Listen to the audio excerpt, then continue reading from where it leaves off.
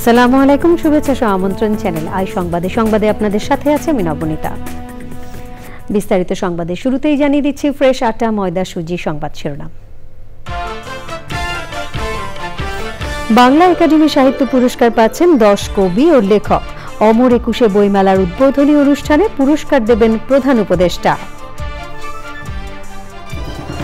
জুলাই গণ অভ্যুত্থানের নৃশংসতা নিয়ে ফেব্রুয়ারিতে জাতিসংঘের রিপোর্ট প্রকাশ। দাভোসে প্রধান উপদেষ্টাকে জাতিসংঘের মানবাধিকার হাই কমিশন। দীর্ঘ 16 বছর পর কারাগার থেকে মুক্ত, পিলখানা হত্যাকাণ্ডে বিস্ফোরক মামলার 178 জওয়ান। চাকরিতে পুনর্বহাল ও পেনশন দাবি। দ্রুত নির্বাচন না হলে অন্য শক্তির উত্থানের আশঙ্কায় বিএনপি মহাসচিব। এই বক্তব্য নতুন 111-এর ইঙ্গিত বলে তথ্য উপদেষ্টার মন্তব্য। যুক্তরাষ্ট্রের নতুন পররাষ্ট্রমন্ত্রীর সঙ্গে ভারতের পররাষ্ট্রমন্ত্রীর প্রথম দ্বিপাক্ষিক বৈঠক। বাংলাদেশ পরিস্থিতি নিয়েও আলোচনা। এবং বিপিএল-এ রংপুর রাইডার্সের অপ্রতিরোধ্য যাত্রা থামল দুর্বার রাজশাহীতে। সিলেট স্ট্রাইকার্সকে হারিয়ে টেবিলের 4-এ উঠেছে খুলনা টাইগার্স।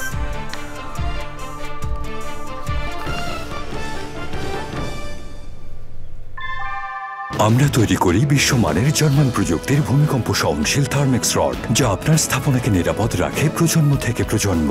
সালাম স্টিল, মোস্ট ডিউরেবল স্টিল। সংবাদ শিরোনামগুলো জানাচ্ছিলাম। এখনকার সংবাদ আয়োজন একই সঙ্গে চ্যানেল আইয়ের ইউটিউব চ্যানেল এবং চ্যানেল আইয়ের ওটিটি প্ল্যাটফর্ম আই স্ক্রিনে লাইভ স্ট্রিমিং হচ্ছে। যাচ্ছি পুরো সংবাদে। বাংলা একাডেমি সাহিত্য পুরস্কার 2024 পাচ্ছেন 10 জন কবি ও লেখক। বৃহস্পতিবার বাংলা একাডেমি নির্বাহী পরিষদের অনুমোদনে মহাপরিচালক অধ্যাপক মোহাম্মদ আজম স্বাক্ষরিত বিজ্ঞপ্তিতে এই পুরস্কার ঘোষণা করা হয়।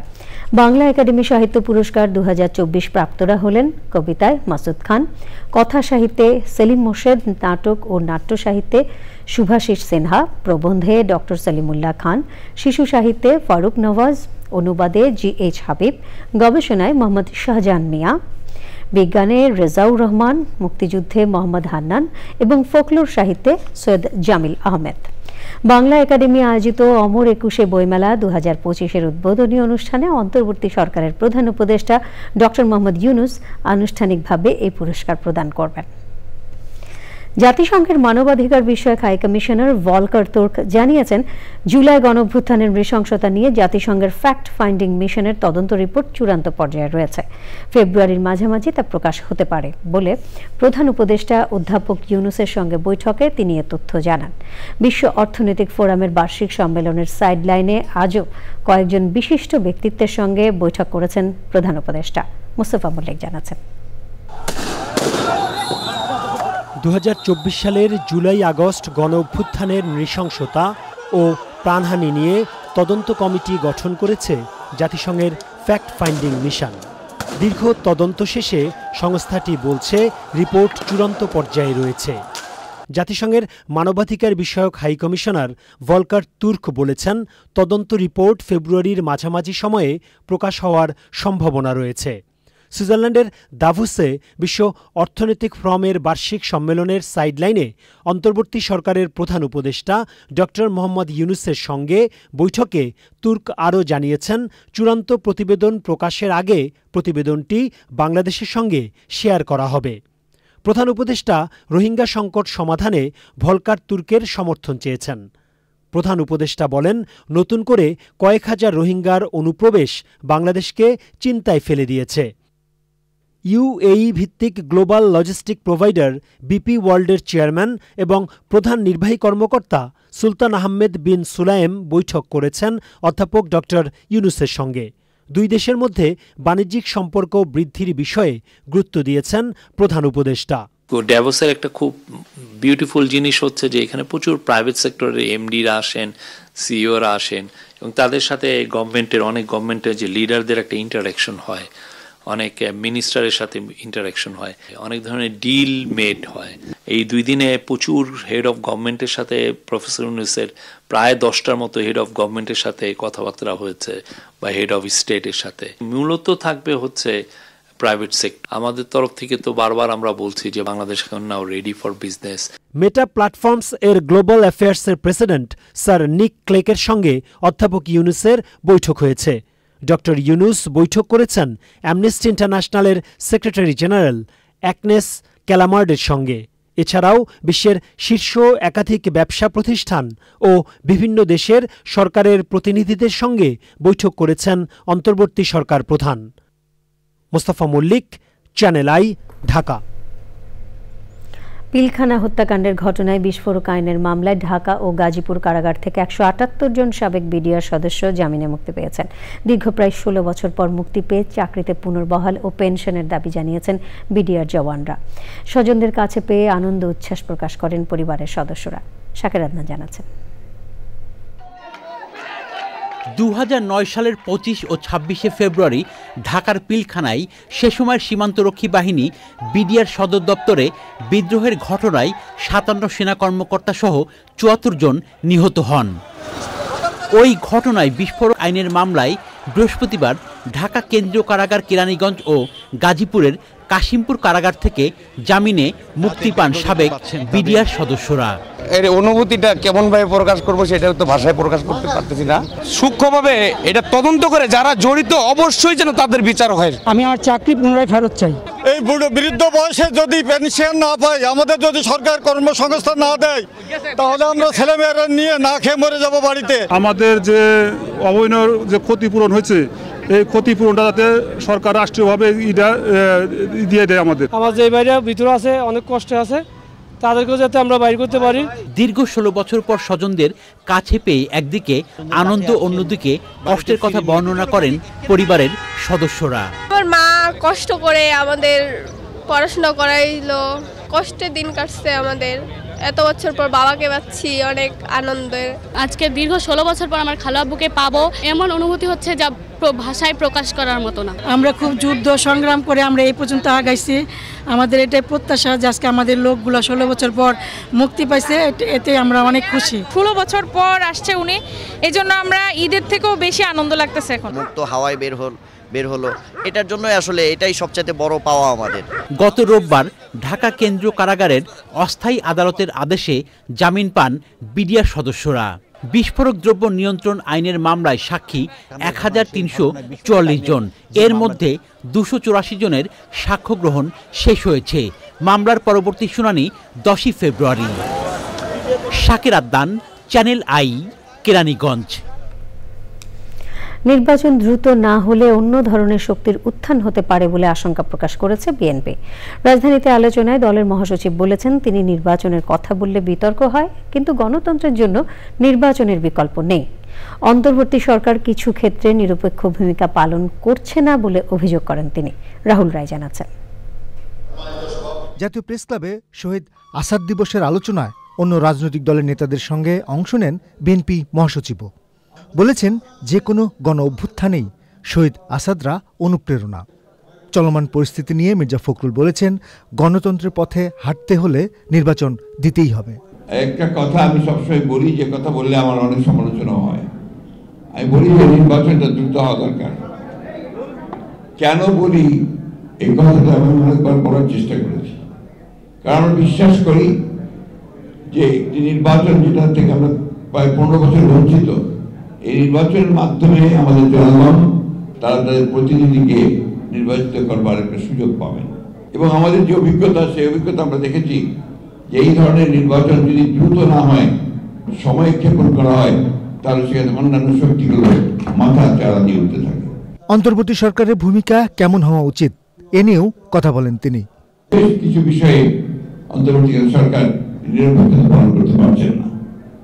আমি তাই অনুরোধ করব, আমি প্রত্যাশা করব যে আমরা আশা করি যে অন্তর্বর্তীকালীন সরকার তারা সেই নিরপেক্ষতা পালন করবেন এবং দেশে যে সংকট আছে সেই সংকট থেকে দেশকে মুক্ত করার জন্য তারা কাজ করবেন।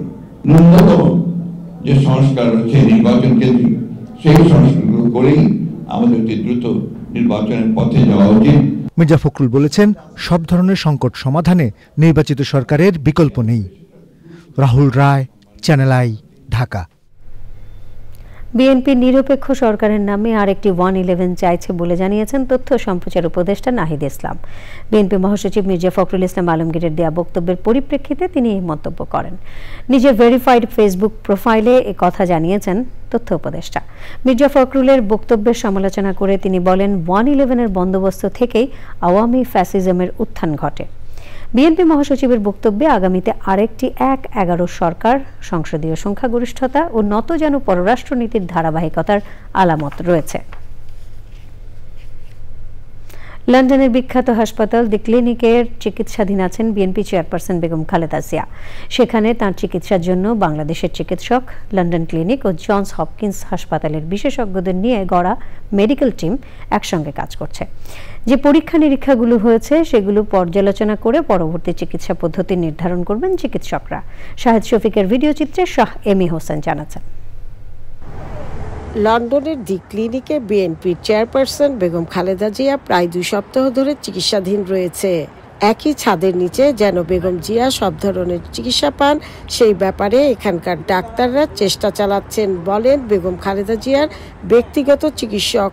মেডিকেল বোর্ড, যেটি এই ইউকের বিভিন্ন বিষয়ের মেডিকেল বিশেষজ্ঞ চিকিৎসক এবং জন হপকিন্স এবং নিউ ইয়র্ক বাংলাদেশ সহ তার চিকিৎসকরা মেডিকেল বোর্ডে অংশগ্রহণ করেছে। ওনার সর্বশেষ পরীক্ষা নিরীক্ষার যে রিপোর্টগুলো পর্যালোচনা করেছে এবং পরবর্তীতে আরও কিছু পরীক্ষা নিরীক্ষার জন্য সিদ্ধান্ত হয়েছে। আমেরিকা থেকে বেগম খালেদা জিয়াকে দেখতে আসেন ঢাকা বিশ্ববিদ্যালয়ের সাবেক VC professor Shahid Uddin Ahmed. Madam Khaleda জিয়াকে দেখার জন্য এবং ওনার খবরাখবর নেওয়ার জন্য এবং শুভেচ্ছা দেওয়ার জন্য আমার আগমন। আমি কামনা করি উনি সুস্থ হয়ে আবার দেশে ফেরত যান। সন্ধ্যায় তারেক জিয়া ও ডক্টর জোবাইদা রহমান প্রতিদিনের মতো আজও তার মাকে দেখতে আসেন। উনি ভালোই আছেন, কথাবার্তা বেশ সুন্দরভাবে বলেছেন, আমাদের সাথে হাসি খুশি ভাবে কথা বলেছেন। বেগম জিয়াকে হাসপাতালে দেখতে আসেন তার স্বজনরাও। লন্ডন ক্লিনিকে প্রায় 2 সপ্তাহ ধরে বেগম খালেদা জিয়া চিকিৎসাধীন আছে। তার চিকিৎসার জন্য বসেছে বোর্ড মিটিং। এই বোর্ড মিটিংয়ে বিশেষ করে তার কিডনি, লিভার ও হার্টের পরীক্ষা নিরীক্ষা চলছে। খুব শীঘ্রই তার এই পরীক্ষা নিরীক্ষার রিপোর্টটি তার ব্যক্তিগত চিকিৎসক আমাদেরকে জানাবেন। দি লন্ডন ক্লিনিকের সামনে থেকে শাহ এমি হোসেন, চ্যানেল আই, লন্ডন। যুক্তরাষ্ট্রের নতুন পররাষ্ট্রমন্ত্রী মার্কো রুবিওর সঙ্গে প্রথম বৈঠকে বাংলাদেশ পরিস্থিতি নিয়ে আলোচনা করেছেন ভারতের পররাষ্ট্রমন্ত্রী এস জয়শঙ্কর। ওয়াশিংটনে দ্বিপক্ষীয় বৈঠকের পর বুধবার ব্রিফিংয়ে সাংবাদিকদের এক প্রশ্নে জয়শঙ্কর বাংলাদেশ প্রসঙ্গ নিয়ে আলাপ হওয়ার কথা বলেন, তবে এ নিয়ে বিস্তারিত কিছু বলতে চাননি তিনি। ডোনাল্ড ট্রাম্প প্রশাসন ক্ষমতা নেয়ার পর যুক্তরাষ্ট্রের পররাষ্ট্রমন্ত্রী মার্কো রুবিও প্রথম দ্বিপক্ষীয় বৈঠক করেন জয়শঙ্করের সঙ্গে। ভারতের পররাষ্ট্রমন্ত্রী প্রেসিডেন্ট ডোনাল্ড ট্রাম্পের শপথ অনুষ্ঠানে অংশ নিতে এবং 4 দেশের জোট কোয়াডের বৈঠকে যোগ দিতে ওয়াশিংটন সফরে রয়েছেন। The first question, yes, we had a brief discussion on Bangladesh. I don't think it's appropriate I get into more details. সম্পূর্ণ রাজনৈতিক কারণে বেক্সিমকো গ্রুপের 16টি প্রতিষ্ঠান গলা টিপে হত্যা করা হচ্ছে বলে অভিযোগ করেছেন কর্মীরা। রাজধানীতে সংবাদ সম্মেলনে 42,000 কর্মীর পক্ষে জানানো হয়েছে, 1 ফেব্রুয়ারি থেকে বেতন ভাতা কে দেবে এই প্রশ্নের জবাব চায় 2 লাখ পরিবার। সংবাদ সম্মেলনে বলা হয়, বেক্সিমকো ইন্ডাস্ট্রিয়াল পার্ক বিক্রি করে 15,500 কোটি টাকা পাওয়া যেতে পারে, কিন্তু 42,000 কর্মীর পাওনা মেটাতে দরকার হবে 22,000 কোটি টাকা। অথচ কারখানাগুলো চালু রাখলে প্রায় 10 লাখ মানুষের কর্মসংস্থানের পাশাপাশি ব্যাংকের দায়ও শোধ হবে। রিজভী নওয়াজ জানাচ্ছেন। আগের সরকারের প্রভাবশালী উপদেষ্টা সালমান এফ রহমানের মালিকানায় থাকা বেক্সিমকো গ্রুপের ইন্ডাস্ট্রিয়াল পার্কে চলছে অস্থিরতা। ব্যাংক হিসাব ফ্রিজ থাকায় বেতন ভাতা নিয়ে অনিশ্চয়তায় শ্রমিক অসন্তোষ, ভাঙচুরের ঘটনা ঘটে। সর্বশেষ বুধবারও চন্দ্রায় শ্রমিকদের সঙ্গে আইন শৃঙ্খলা রক্ষা বাহিনীর সংঘর্ষ হয়। বিষয়গুলো নিয়ে পরদিন ঢাকায় সংবাদ সম্মেলনের আয়োজন। আমরা আসছি আমাদের দায়ে, আমাদের পেটের দায়ে, যে আমাদের প্রতিষ্ঠানটা চালু রাখে বেক্সিমকোর যে লোন আছে সেটা পরিশোধ করা সম্ভব। আমাদের শুধুমাত্র ব্যাক টু ব্যাক এলসি খুলে দেওয়ার ব্যবস্থা করা হোক এবং এই ব্যাক টু ব্যাক এলসির যে টাকাগুলো আমরা ওয়ার্কারের এবং কর্মকর্তা কর্মচারীদের বেতন এবং গ্যাস, পানি, বিদ্যুৎ এই সমস্ত সবকিছু দেওয়ার পরে সেই যে টাকাটা উর্দিত থাকবে সেই টাকাটা ব্যাংক রেখে দেখ। সরকার আমাদের প্রতি এত বিরূপ কেন, কি ধরনের, এইটা সম্পূর্ণই রাজনৈতিক একটা ব্যাপার। ইন্ডাস্ট্রিয়াল পার্কে 16টি কারখানা চালু রাখতে সরকারকে একাধিক প্ল্যান দিয়েও সাড়া না পাওয়া দাবি করেন কর্মকর্তা কর্মচারীরা। শান্তিতে নোবেল জয়ী বর্তমান সরকার প্রধানের দৃষ্টি আকর্ষণ করছি, আপনি শান্তিতে নোবেল পেয়ে জাতিকে গর্বিত করেছেন, কিন্তু আজ বেক্সিমকোর গার্মেন্ট শিল্পের সঙ্গে জড়িত প্রায় 10 লক্ষ মানুষ জীবন জীবিকা নিয়ে এক গভীর অনিশ্চয়তা ও অশান্তির মাঝে দিন কাটাত। নিশ্চয়ই দেশের সকল নাগরিকের প্রতি সমান ও বৈষম্যহীন দায়িত্ব পালন করা আপনার শপথের অংশ। সংবাদ সম্মেলনে জানানো হয় 42,000 কর্মীর মধ্যে চাকরির মেয়াদ 1 বছর হয় নাই এমন প্রায় 10,000 শ্রমিক রয়েছেন। লে অফ ঘোষণা হলে শ্রম আইন অনুযায়ী তারা ফেব্রুয়ারি মাসের বেতন ভাতা পাবেন না। এটা নিয়ে বড় ধরনের সংঘর্ষের শঙ্কা তাদের। রিজভিনা ওয়াজ, চ্যানেল আই, ঢাকা। বেক্সিমকোর বন্ধ হয়ে যাওয়া শিল্প প্রতিষ্ঠান সরকারের পক্ষে আপাতত চালু করা সম্ভব হচ্ছে না বলে জানিয়েছেন শ্রম ও কর্মসংস্থান উপদেষ্টা অবসরপ্রাপ্ত brigadier general doctor M Sakhawat Hossain.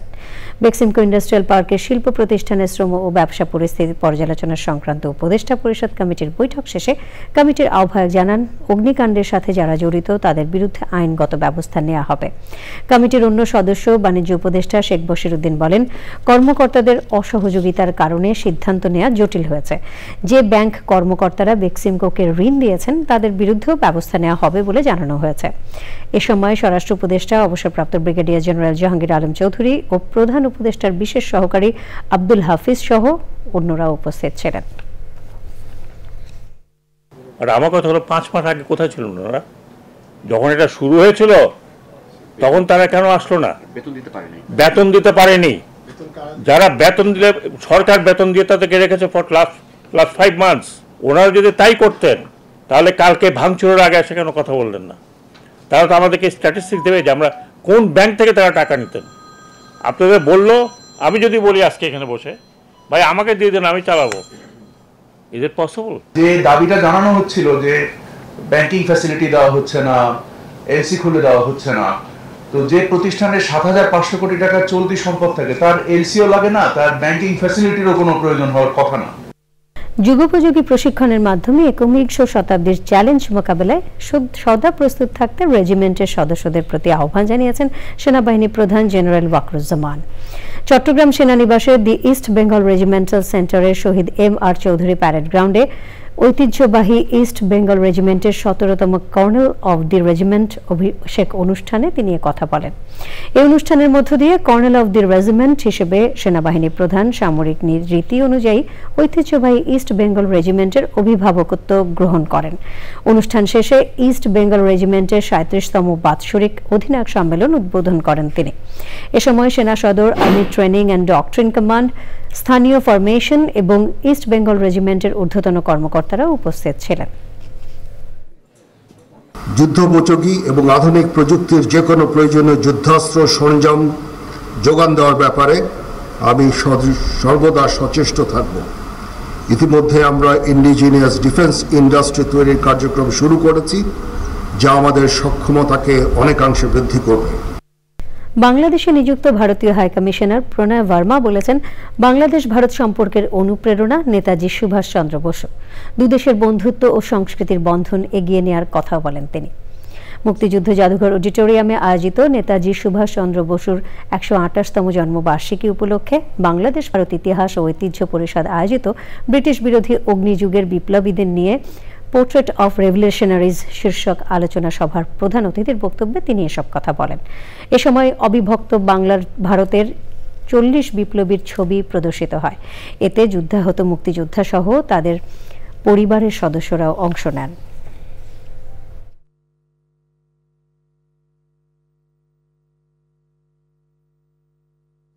To Netaji's legacy that his birth anniversary. Netaji Subhash Chandra Basu ভারতীয় উপমহাদেশের সাহসিকতার প্রতীক। তার ইংরেজ বিরোধী আন্দোলনের অবদান তরুণ সমাজকে জাগ্রত করবে। বাংলাদেশ ও ভারতের সম্পর্কের অনুপ্রেরণা নেতাজি সুভাষচন্দ্র বসু। দুই দেশের সংস্কৃতির এই বন্ধন এগিয়ে নেওয়া উচিত। আমরা একই সাথে 1971 থেকে পথ চলছি।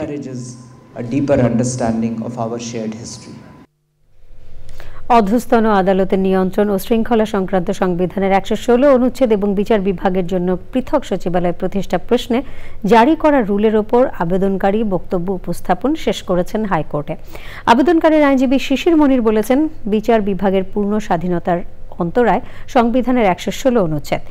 আবেদনকারীর বক্তব্যের পরে শুনানি মুলতবি করেন বিচারপতি ফারাহ মাহবুব ও বিচারপতি দেবাশিস রায়চৌধুরীর বেঞ্চ।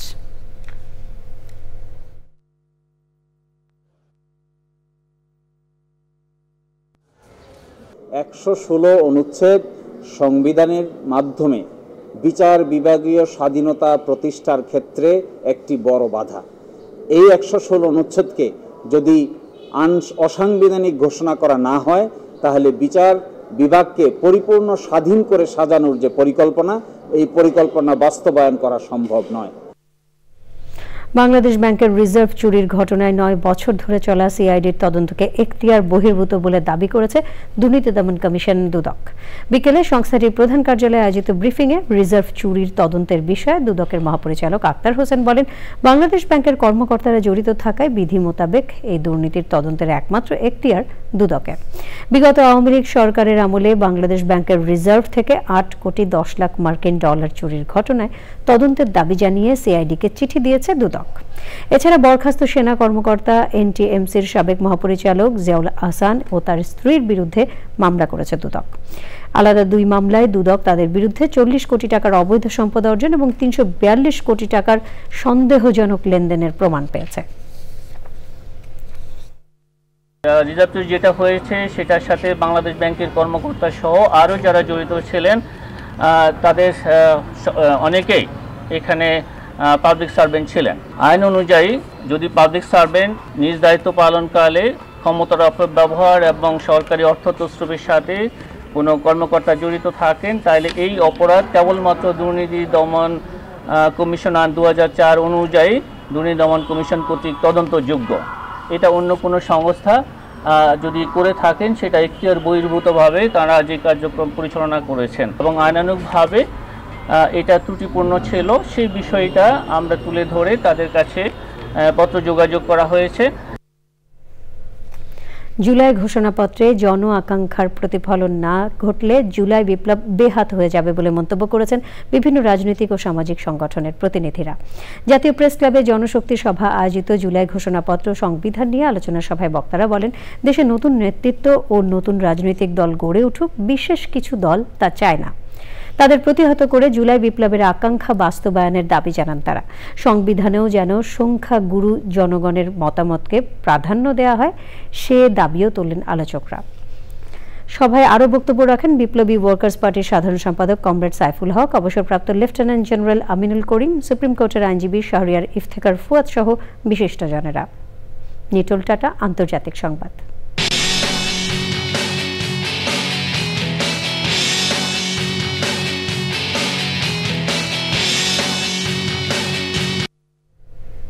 যুদ্ধ বন্ধ করতে রাশিয়ার প্রেসিডেন্ট ভ্লাদিমির পুতিনকে হুমকি দিলেন মার্কিন প্রেসিডেন্ট ডোনাল্ড ট্রাম্প। নিজের সামাজিক মাধ্যম ট্রুথ সোশ্যালে তিনি বলেছেন, যুদ্ধ বন্ধ না করলে বাড়তি কর, মাশুল, নিষেধাজ্ঞা জারি করা হবে। এই হাস্যকর যুদ্ধ না থামালে পরিস্থিতি আরও খারাপ হবে বলেও জানান ট্রাম্প। মার্কিন প্রেসিডেন্ট হিসেবে দায়িত্ব নেয়ার পর বুধবার ট্রাম্প এই প্রথম পুতিনকে নিয়ে কথা বললেন। আই স্ক্রিন সাংস্কৃতিক সংবাদ।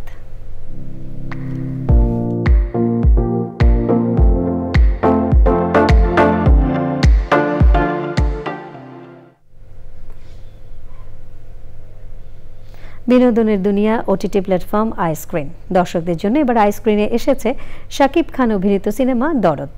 অনন্য মামুন পরিচালিত এই সিনেমায় শাকিবের বিপরীতে জুটিবদ্ধ হয়ে অভিনয় করেছেন বলিউড অভিনেত্রী সোনাল চৌহান। আরও অভিনয় করেছেন পায়েল সরকার, রাহুল দেব, আলোক জৈন, রাজেশ শর্মা, তানভীর তারেক, ইমতু রিতিশ সহ অনেকে।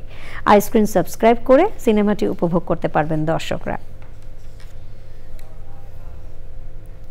এবারে কৃষি সংবাদ।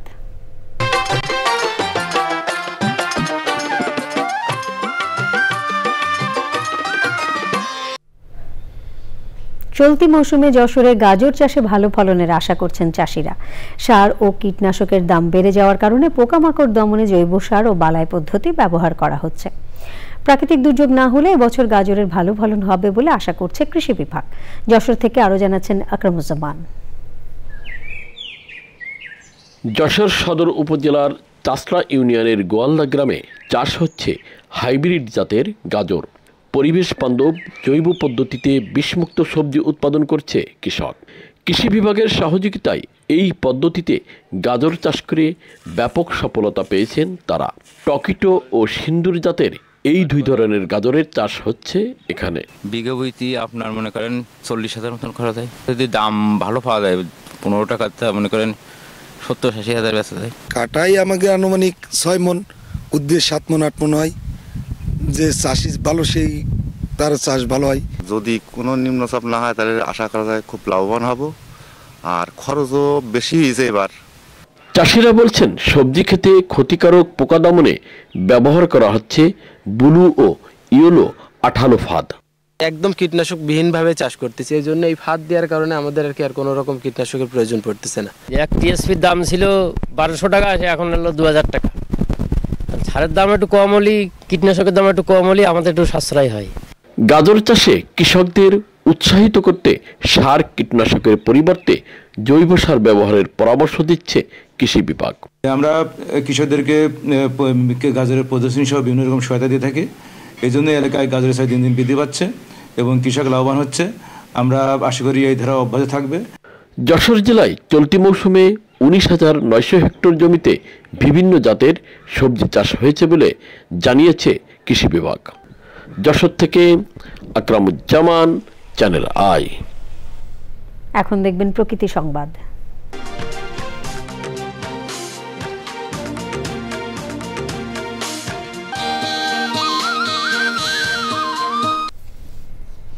বায়ু দূষণের কারণে ভোলা শহরে স্বাস্থ্য ঝুঁকি বাড়ছে। নিয়ম না মেনে খোলা অবস্থায় নির্মাণ সামগ্রী পরিবহন করায় শহরের বাতাসে মিশছে সূক্ষ্ম ধূলিকণা, যা চলাচলে অস্বস্তি বাড়ানোর পাশাপাশি দুর্ঘটনার কারণ হয়ে দাঁড়িয়েছে। এ বিষয়ে আইনগত ব্যবস্থা নেওয়া হবে বলে সতর্ক করেছেন জেলা প্রশাসক। ভোলা প্রতিনিধি হারুনুর রশিদের তথ্য, ভিডিও চিত্রে আরো জানাচ্ছেন আফরোজা হাসি। ভোলা শহরের প্রাণকেন্দ্র মহাজনপট্টি। আইন ও নিয়ম না মেনে নির্মাণ সামগ্রী পরিবহনে প্রতিনিয়তই ধুলো ও ধোঁয়াশায় ঢেকে থাকছে সদর রোড এলাকা। উন্মুক্ত আর অনিয়ন্ত্রিত পরিবহনের ফলে হরদম বিষাক্ত বায়ু গ্রহণই স্থানীয়দের বাধ্যতামূলক নিয়তি হয়ে দাঁড়িয়েছে। পাশাপাশি যানজট আর ছোট বড় দুর্ঘটনা দূষণজনিত রোগের প্রাদুর্ভাব তাদের নিত্যসঙ্গী। রাস্তার পাশ থেকে ভ্যান গাড়িতে সিমেন্টগুলো উঠা, এতে মানুষের যাতায়াতে অনেক সমস্যা দেখা দেয়। চোখে, নাকে, মুখে যায়, শ্বাসের সমস্যা হয়। তবে এই রোডে আমাকে যাইতে খুব অসুবিধা হয়। আমার বাচ্চা কাচ্চা অনেক সময় বালুর ভিতরে পড়িয়া যায়। স্কুলে যাওয়ার জন্য আমাদের খুবই সমস্যা। হাসি হয়, ঠান্ডা সর্দি হইয়া যায় গিয়া, মানুষের রোগ আরো বেশি গাড়িয়া যাইতে আছে। জনদুর্ভোগ কমানো ও পরিবেশ প্রতিবেশ সংরক্ষণে দ্রুত কার্যকর উদ্যোগের দাবি পরিবেশবাদীদের। আমাদের লোকাল বালুগুলো ক্যারি করা হয় এবং এখানে কোনো ধরনের প্রোটেকশন দেওয়া হয় না। বালু বহন, সিমেন্টের এই বহন, বেচা কেনার এই পুরো প্রক্রিয়াটি যেন স্বাস্থ্যসম্মতভাবে করা হয়। পরিস্থিতি উন্নয়নে আইনের কঠোর প্রয়োগের আশ্বাস জেলা প্রশাসনের। মানুষ যে লোড আনলোড করে মালামাল, সেটি রাত্রি 8টার পরে এবং সকাল 8টার মধ্যে যেন শেষ হয় সেই বিষয়ে আমরা ব্যবস্থা গ্রহণ করেছি। যারা ট্রাক চালায় তাদের ট্রাক উপরে যেন ত্রিপল বন্য কিছু ব্যবহার করে বালি নিয়ে যায়, সে ব্যবস্থাও নেওয়া হয়েছে। তথ্য বলছে ফুসফুস ও হৃদরোগ সহ নানা রোগের অন্যতম কারণ বায়ু দূষণ। আর এই দূষণজনিত কারণে প্রতি বছর বিশ্বজুড়ে লাখ লাখ মানুষের মৃত্যু হয়। আফরোজা হাসি, প্রকৃতি ও জীবন ডেস্ক, চ্যানেল আই। কক্সবাজারের মাতারবাড়ি গভীর সমুদ্র বন্দর নির্মাণ প্রকল্পে চাঁদা না পেয়ে বিভিন্ন স্থাপনায় আগুন দিয়েছে দুর্বৃত্তরা। বৃহস্পতিবার ভোর রাতে আগুন ও লুটের ঘটনায় প্রায় 4 কোটি টাকার যানবাহন ক্ষতিগ্রস্ত হয়েছে বলে জানিয়েছেন প্রকল্প সংশ্লিষ্টরা। এই ঘটনায় 3 সদস্যের তদন্ত কমিটি গঠন করেছে চট্টগ্রাম বন্দর কর্তৃপক্ষ। 21,000 জিও ব্যাগ, জেনারেটর, লোহা সহ প্রয়োজনীয় নির্মাণ সামগ্রী লুট করে নিয়ে গেছে দুর্বৃত্তরা।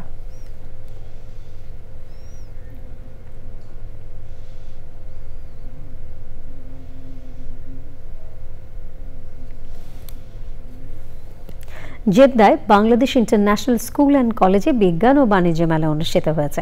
শিক্ষার্থীদের বিভিন্ন আকর্ষণীয় প্রকল্প উপস্থাপন করা হয় বিজ্ঞান মেলায়। একই সাথে আয়োজিত বাণিজ্য মেলায় রকমারি পণ্যের সমাহার নিয়ে বসে প্রতিষ্ঠানের ছাত্রছাত্রীরা। মেলা পরিদর্শন করেন পরিচালনা পর্ষদ চেয়ারম্যান আতাউর রহমান মুকুল। ভারপ্রাপ্ত অধ্যক্ষ মোহাম্মদ জসিমউদ্দিন এ সময় উপস্থিত ছিলেন।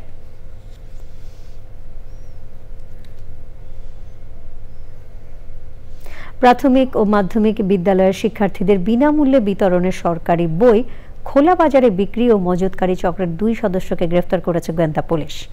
বিশেষ অভিযানে রাজধানীর বাংলা বাজারের ইস্পাহানি গলির বইয়ের একটি গোডাউন থেকে 2 ট্রাক ভর্তি বই জব্দ করা হয়েছে। চক্রটির সাথে জাতীয় শিক্ষাক্রম ও পাঠ্যপুস্তক বোর্ড এবং মাধ্যমিক ও উচ্চ মাধ্যমিক শিক্ষা বোর্ডের কেউ জড়িত রয়েছে কিনা তা খতিয়ে দেখছে ডিবি। শহীদুল্লাহ রাজু জানাচ্ছেন। কোমলমতি শিক্ষার্থীদের বিনামূল্যে বিতরণের সরকারি বই সংকটের মধ্যেও অবৈধভাবে মজুত ও খোলাবাজারে বিক্রি করছে অসাধু চক্র। গোয়েন্দা তথ্যের ভিত্তিতে সরকারিভাবে বিক্রয় নিষিদ্ধ এসব বই বিক্রি ও মজুতকারী চক্রের 2 সদস্যকে গ্রেপ্তার করেছে গোয়েন্দা পুলিশ। রাজধানীর বাংলা বাজারের ইস্পাহানি গলির বইয়ের একটি গোডাউন থেকে জব্দ করা হয় প্রাথমিক ও মাধ্যমিক শ্রেণীর বিপুল পরিমাণে বই। অভিযান পরিচালনা করে সিরাজুল ইসলাম উজ্জ্বল এবং দেলোয়ার হোসেনকে আটক করে। এ সময় তাদের হেফাজতে থাকা প্রায় 10,000 বিনামূল্যে বিতরণের সরকারি বই উদ্ধার করা হয়। খোলা বাজারে বই মজুতদারি করে এবং এক একটা বই 10 টাকা 12 টাকা করে কিনে উচ্চ দরে 80 টাকা 85 টাকা করে বিক্রি করে। প্রাথমিকভাবে এটা সে স্বীকার করেছে। পুলিশ বলছে চক্রটির সাথে সরকারি দায়িত্বপ্রাপ্ত বা ছাপাখানার কেউ জড়িত রয়েছে কিনা খতিয়ে দেখা হচ্ছে। এই বইগুলো সাধারণত সংরক্ষণ করা হয় এনসিটিভির 2টা গোদাম আছে, একটা হলো তেজগাঁ আর একটা টঙ্গীতে।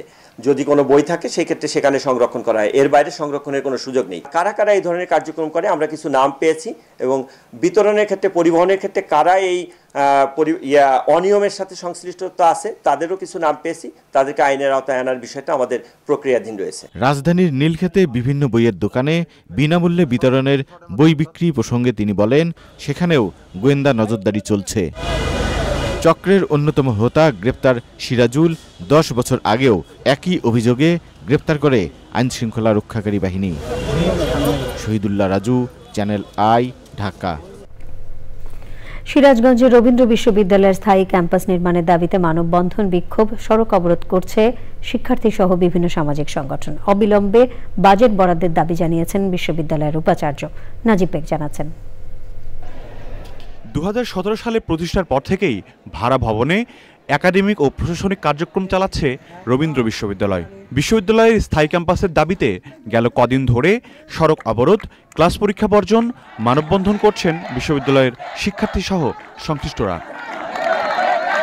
একই দাবিতে বৃহস্পতিবার সিরাজগঞ্জের শাহজাদপুরে ঢাকা পাবনা সড়কে মানববন্ধন করে সচেতন নাগরিক ফোরাম। রবীন্দ্র বিশ্ববিদ্যালয় প্রতিষ্ঠায় অগ্রণী ভূমিকা পালনকারী শিক্ষাবিদ প্রফেসর নাসিম উদ্দিন মালিথা পরিষদের পক্ষ থেকে মানববন্ধনে একাত্মতা প্রকাশ করা হয়। এছাড়া শাহজাদপুর স্বার্থরক্ষা কমিটির পক্ষ থেকে পৌর এলাকায় মানববন্ধনের আয়োজন করা হয়। রবীন্দ্র বিশ্ববিদ্যালয়ের উপাচার্য বলেন, প্রতিষ্ঠার এত বছরেও স্থায়ী ক্যাম্পাস নির্মাণে অর্থ বরাদ্দ না দেয়া হতাশাজনক। বিশ্ববিদ্যালয়ের নিজস্ব 225 একর জমি থাকার পরেও গত 8 বছরে আমাদেরকে একটি ইটের পয়সাও দেওয়া হয়নি, নিজস্ব একটি ঘরও নেই। এই অবস্থায় একটি বিশ্ববিদ্যালয় চলতে পারে না। এটি মানবাধিকারের পরিপন্থী। হয় দ্রুত অর্থ বরাদ্দ দিন, নতুবা বিশ্ববিদ্যালয় বন্ধ করে দিন। স্থায়ী ক্যাম্পাসের জন্য দ্রুত অর্থ বরাদ্দের দাবি জানিয়েছেন বিশ্ববিদ্যালয় সংশ্লিষ্টরা। নাজিব বেগ, চ্যানেল আই। ভোটের সময় নির্বাচনী এজেন্ট হিসেবে যারা কাজ করেন তাদের প্রশিক্ষণ দিতে চায় ইউএনডিপি। ইউএনডিপির আবাসিক প্রতিনিধি স্টেফান লিলার নেতৃত্বে একটি প্রতিনিধি দলের সঙ্গে বৈঠক শেষে নির্বাচন কমিশনের জ্যেষ্ঠ সচিব আক্তার আহমেদ একথা জানান।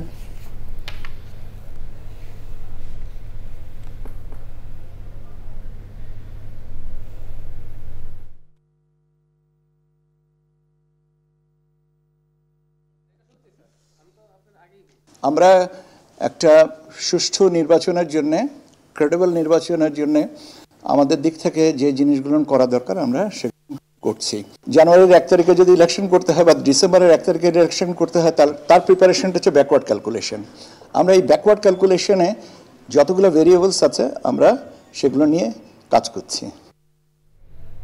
আইএমএফ এর সঙ্গে সব চুক্তি বাতিল ও বর্ধিত ভ্যাট ও শুল্ক প্রত্যাহারের দাবিতে রাজধানীতে গণতান্ত্রিক ছাত্রজোট গণমিছিল করেছে। শাহবাগে গণমিছিল শুরুর আগে বক্তারা বলেন, হাজার কোটি টাকার ঋণ নেওয়ার জন্য সরকার বিভিন্ন পণ্যের উপর অতিরিক্ত ভ্যাট আরোপ করেছে। গণমিছিলটি জাতীয় জাদুঘরের সামনে থেকে শুরু হয়ে হাতিরপুল হয়ে ফার্মগেটের আনন্দ সিনেমা হলের সামনে গিয়ে শেষ হয়। সেখানে জোটের বিভিন্ন সংগঠনের নেতাকর্মীরা উপস্থিত ছিলেন।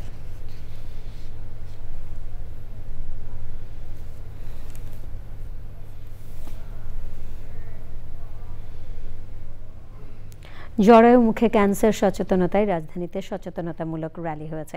ক্যান্সার সচেতনতা মাস উপলক্ষে নানা কর্মসূচির আয়োজন করে স্ত্রীরোগ সংক্রান্ত অঙ্কোলজি বিভাগ। জাতীয় ক্যান্সার গবেষণা ইনস্টিটিউটের আব্দুল গাফফার চৌধুরী সেন্ট্রাল অডিটোরিয়ামের সামনে থেকে র্যালি বের করা হয়। অনুষ্ঠানে বক্তৃতা করেন জাতীয় ক্যান্সার গবেষণা ইনস্টিটিউটের মহাপরিচালক প্রফেসর ডাক্তার মোহাম্মদ আবু জাফর। র্যালিতে আরও অংশ নেন professor doctor Begum Rokeya Anwar, professor doctor Shahana Parvin সহ অন্যরা। দেশের বাজারে 1 টনের পাওয়ার পিকআপ লিও আনল বাণিজ্যিক গাড়ি বাজারজাতকারী প্রতিষ্ঠান ইফাদ অটোস।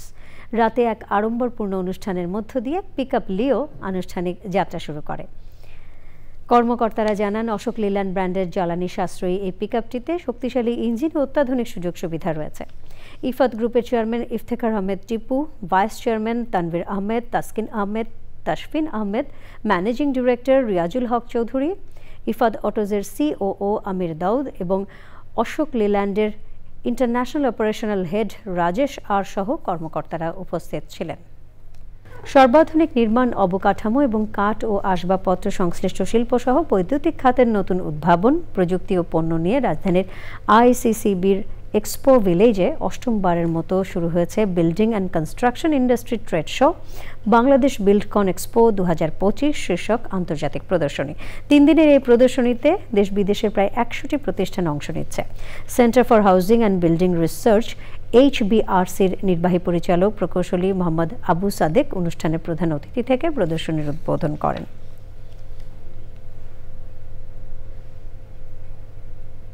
মানবাধিকার সংস্থা আর্টিকেল 19-এর উদ্যোগে কর্মক্ষেত্রে নারীর নিরাপত্তা নিয়ে রাজধানীর গুলশানের একটি হোটেলে মতবিনিময় সভার আয়োজন করা হয়।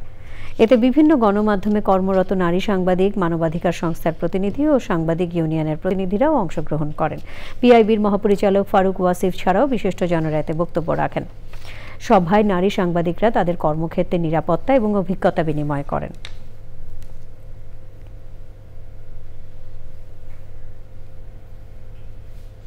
ঢাকা বিশ্ববিদ্যালয়ে টেলিভিশন, ফিল্ম অ্যান্ড ফটোগ্রাফি বিভাগের 13তম প্রতিষ্ঠা বার্ষিকী উপলক্ষে অধ্যাপক মুজাফফর আহমদ চৌধুরী মিলনায়তনে দিনব্যাপী নানা কর্মসূচি গ্রহণ করা হয়।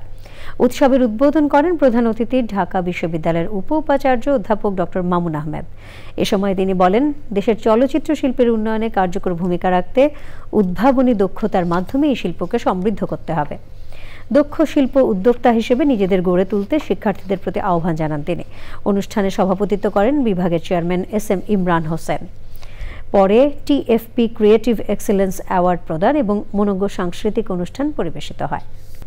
এরই সাথে সংবাদের শেষ ভাগে আমরা সবশেষে ফ্রেশ আটা, ময়দা, সুজি সংবাদ শিরোনামগুলো জানিয়ে দিচ্ছি আরও একবার। বাংলা একাডেমি সাহিত্য পুরস্কার পাচ্ছেন 10 কবি ও লেখক। অমর 21 বইমেলার উদ্বোধনী অনুষ্ঠানে পুরস্কার দেবেন প্রধান উপদেষ্টা। জুলাই গণ অভ্যুত্থানের নৃশংসতা নিয়ে ফেব্রুয়ারিতে জাতিসংঘের রিপোর্ট প্রকাশ। দাভোসে প্রধান উপদেষ্টাকে জাতিসংঘের মানবাধিকার হাই কমিশন। দীর্ঘ 16 বছর পর কারাগার থেকে মুক্ত পিলখানা হত্যাকাণ্ডে বিস্ফোরক মামলার 178 জওয়ান। চাকরিতে পুনর্বহাল ও পেনশন দাবি। দ্রুত নির্বাচন না হলে অন্য শক্তির উত্থানের আশঙ্কায় বিএনপি মহাসচিব। এই বক্তব্য নতুন 111-এর ইঙ্গিত বলে তথ্য উপদেষ্টার মন্তব্য। যুক্তরাষ্ট্রের নতুন পররাষ্ট্রমন্ত্রীর সঙ্গে ভারতের পররাষ্ট্রমন্ত্রীর প্রথম দ্বিপাক্ষিক বৈঠক। বাংলাদেশ পরিস্থিতি নিয়েও আলোচনা। এবং বিপিএল-এ রংপুর রাইডার্সের অপ্রতিরোধ যাত্রা থামল দুর্বার রাজশাহীতে। সিলেট স্ট্রাইকার্সকে হারিয়ে টেবিলের 4-এ উঠেছে খুলনা টাইগার্স।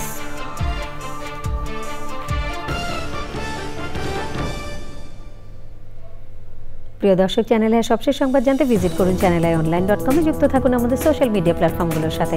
সংবাদে এতক্ষণ সাথে থাকার জন্য সকলকে ধন্যবাদ।